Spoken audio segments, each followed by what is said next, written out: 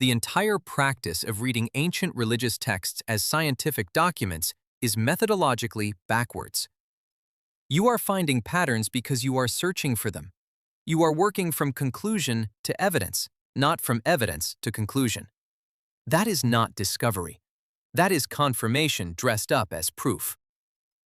And the answer is not that every claimed scientific reference in every ancient text is valid, because most are not, and the Muslim position does not claim otherwise. The answer is that the Quran's descriptions are specific enough to have been wrong in verifiable ways. If the Quran had described the embryo forming from blood alone, as Aristotle said, that would be a falsifiable error. If it had placed the flesh stage before the bone stage, that would be wrong. If it had described a single undifferentiated transformation with no distinct stages, that would contradict what we observe. If it had said the embryo resembles something angular or rigid in the early weeks instead of something rounded and clinging, that would be wrong.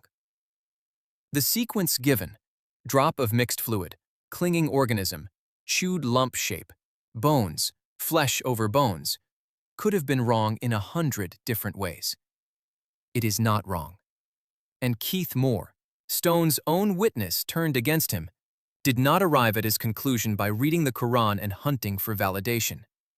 He arrived at it by spending decades learning the embryology first and then being shown the text and recognizing what he already understood to be true. That is not finding what you are looking for. That is recognizing what was already there. What cannot be walked away from is the record, a 7th century text, an unlettered man, a society with no tradition of embryological study, descriptions of the stages of human development, with a sequence and a specificity that the best educated scientific minds of that era did not possess.